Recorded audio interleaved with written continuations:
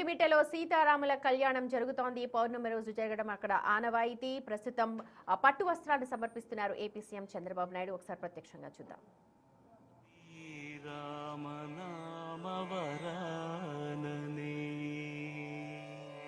శ్రీరామ రామ రామేతి రమే రామే మనోరమే సహస్రనామ తత్తుల్యం శ్రీరామ నామ వరాననే. శ్రీరామ రామ రామేతి రమే రామే మనోరమే సహస్రనామ తత్తుల్యం శ్రీరామ నామ వరాననే.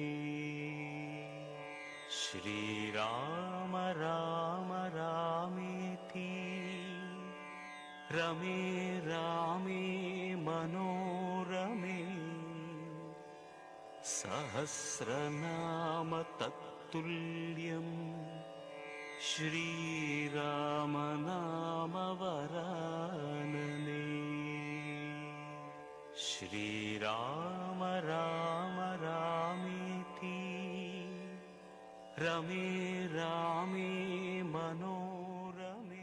ప్రస్తుతం మనం చూస్తున్నాం ఒంటిమిట్టలో జరుగుతున్న సీతారాముల కళ్యాణానికి సంబంధించిన వేడుకలు. సాధారణంగా సీతారాముల కళ్యాణాన్ని నవమి రోజు అన్ని చోట్ల చేస్తూ ఉంటారు, భద్రాచలం నుంచి అన్ని ప్రదేశాలు. కానీ కడప జిల్లా ఒంటిమిట్టలో ప్రత్యేకత ఏంటంటే పౌర్ణమి రోజున పండు వెన్నెలలో సాయంత్రం పూట సీతారాముల కళ్యాణాన్ని అత్యంత వైభవంగా జరుపుతూ ఉంటారు.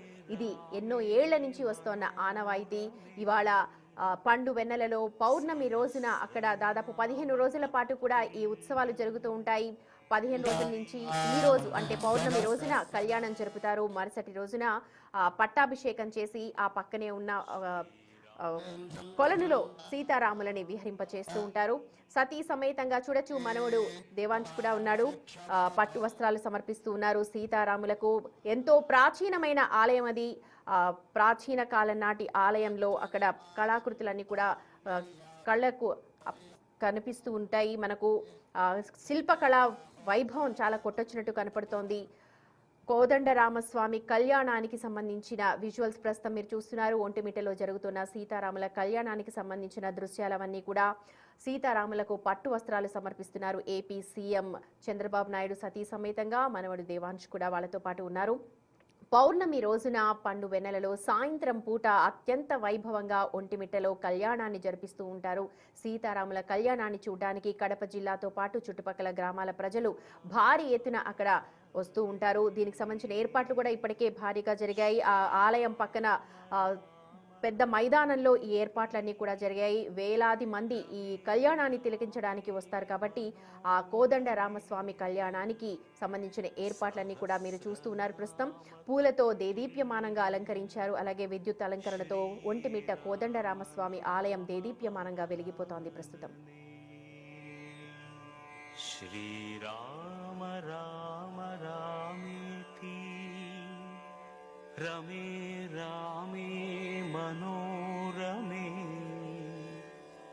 సహస్రనామ తత్తుల్యం శ్రీరామ నామ వరాననే. శ్రీరామ రామ రామేతి రమే రామే మనోరమే సహస్రనామ తత్తుల్యం శ్రీరామ నామ వరాననే. శ్రీరామ రామ రామేతి రమే రామే మనోరమే